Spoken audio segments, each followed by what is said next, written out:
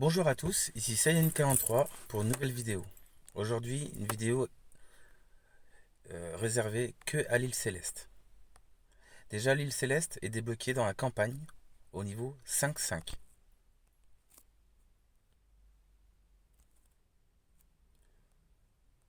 Dès qu'on l'a débloquée, dans un premier temps, il va falloir monter toutes les mines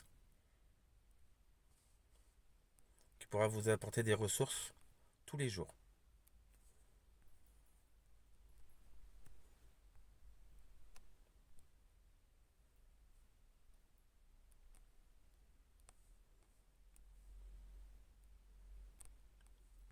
Il y a au total 8 mines.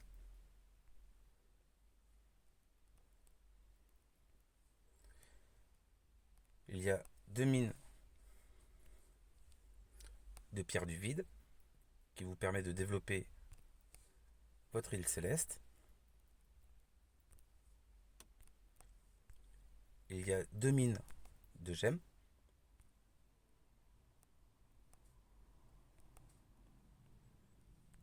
Il y a 2 mines d'or.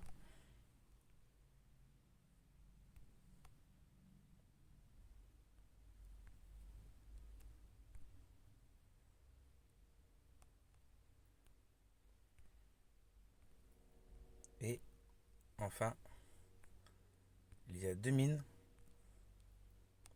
de poudre magique.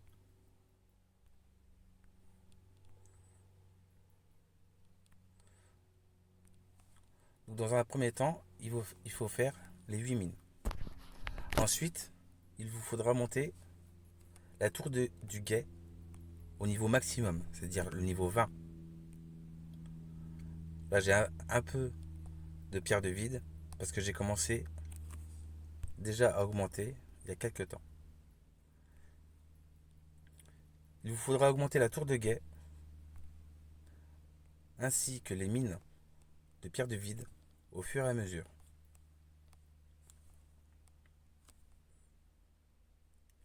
Donc ça, c'est la première étape. Vous avez aussi le côté aventure, où je vous conseillerais de prendre toujours cimetière de bateau. Ça se fait en 24 heures à peu près, et ça vous donnera assez de ressources pour développer votre île et avoir de la food pour faire l'événement mensuel de fusion. En ce qui concerne votre navire, je vous conseille d'augmenter en tout premier la rapidité au maximum. Là, j'ai déjà au level 3. Donc vous pouvez l'augmenter jusqu'au niveau 5. Et dans l'ordre, il vous faudra augmenter au maximum le moteur. Ensuite, il vous faudra augmenter l'armure du navire qui vous donnera de la longévité à votre navire. Enfin, en troisième lieu, il faudra augmenter la cale qui augmentera les ressources récupérées. Et en tout dernier, l'arsenal qui vous donnera de l'attaque, du PV et de la vitesse pendant l'aventure.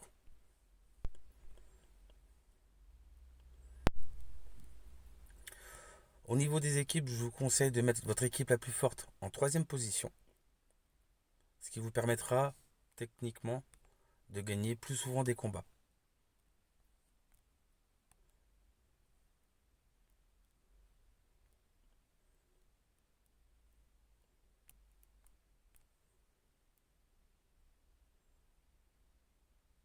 Donc les combats, vous voyez, il y a 3 emplacements. En fait, ça correspond à vos équipes que vous avez mis en place.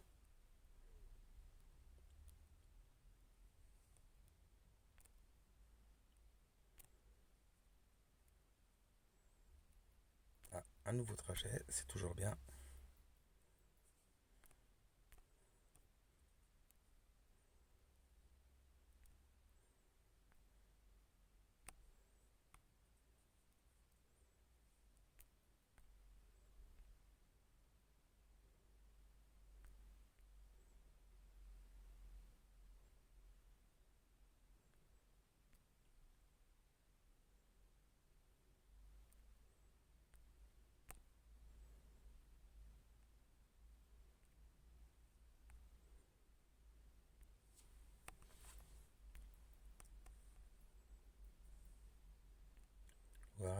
ça c'est fait.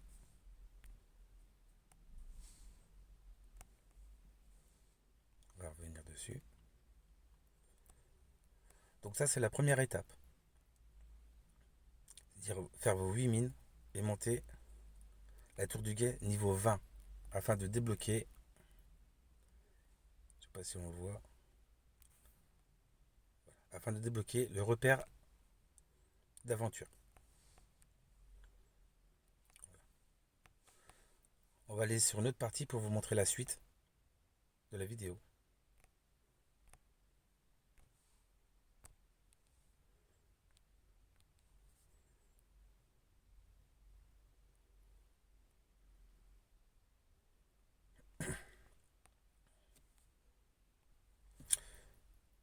Une fois que vous avez monté votre tour niveau 20 et que vous avez débloqué, ah pardon, c'est pas celle-là, que vous avez débloqué le repère d'aventure,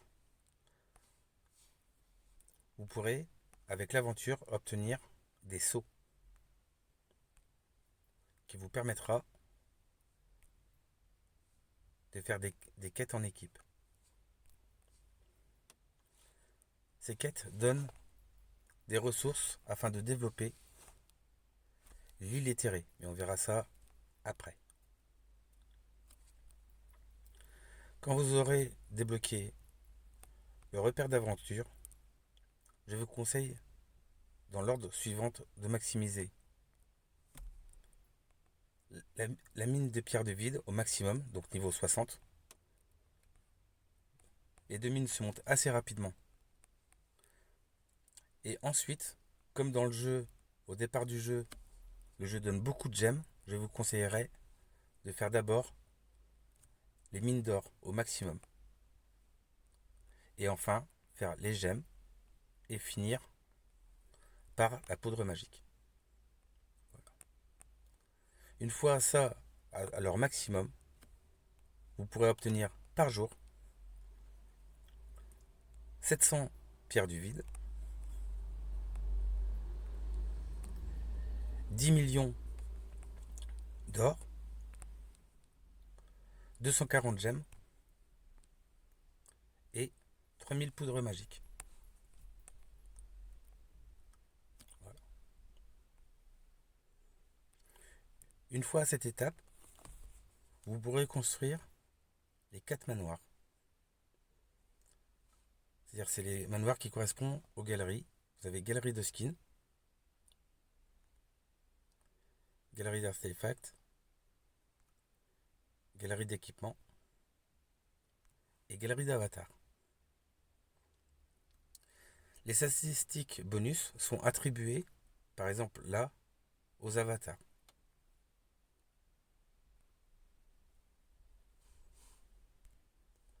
Par contre, si vous regardez dans l'équipement, donc là vous avez des PV et de l'attaque en pourcentage relatif aux équipements finis, qui peut être intéressant à un niveau un peu plus avancé.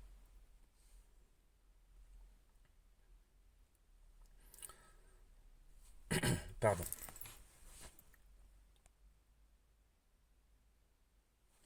Donc une fois que vous avez débloqué le repère d'aventure, il vous faudra avoir des amis et mettre 3 pouces et 3 boosts qui sont en forme de tasse de café pour faire les 4 mini-missions, c'est-à-dire les quêtes de l'île principale. Ces quêtes donnent des ressources mais pas très grandes, mais ça permet de développer les points de la quête d'éveil.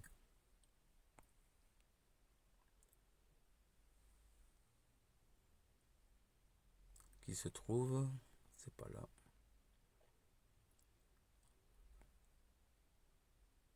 Voilà. Donc vous avez des points avec 10 expéditions dans l'aventure. Et normalement, vous voyez, c'est là. Terminer 4 quêtes de l'île principale et récupérer 30 points dans les quêtes d'éveil. ce qui vous permet d'avancer petit à petit la barre pour avoir des éveils gratuits.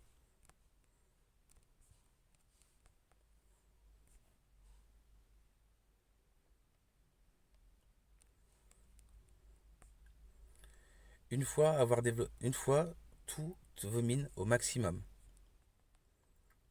il vous faudra, en plus de tout ça, mettre les statuts. Et les statuts sont composés de pourcentage d'attaque, pourcentage de PV et pourcentage de vitesse en plus. Donc il faudra bien penser de temps en temps à les augmenter. Les points sont donnés, ce sont les mêmes points qui sont donnés pour les statuts que pour augmenter votre navire. Vous voyez, ce navire, il est au maximum déjà.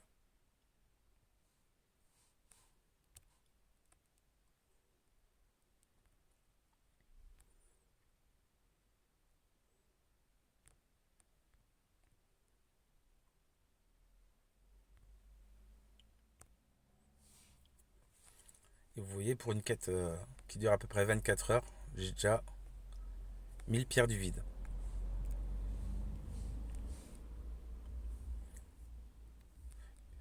Une fois là, il vous faudra augmenter au maximum le fourneau.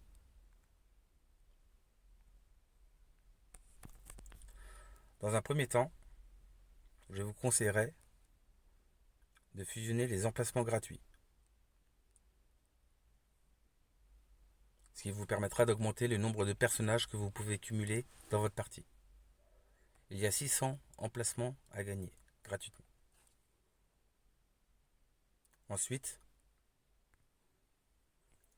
je vous conseillerais, une fois que vous aurez fait les 600 emplacements gratuits, je vous conseillerais de fusionner de la poussière d'étoile pour développer vos chérubins.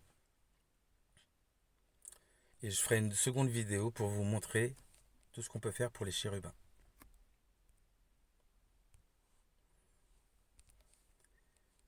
Et même encore après, le fourneau est encore utilisé. On va aller sur ma partie principale.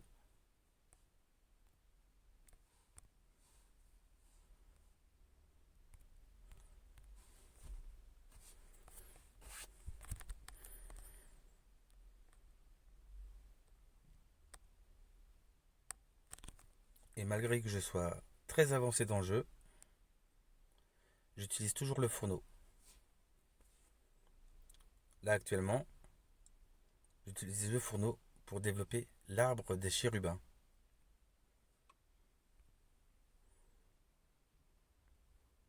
Voilà. Ça sera tout pour cette fois. J'espère que cette vidéo vous a plu. Et si elle vous a plu, mettez-moi un like, abonnez-vous. Et je vous dis à très bientôt pour une nouvelle vidéo.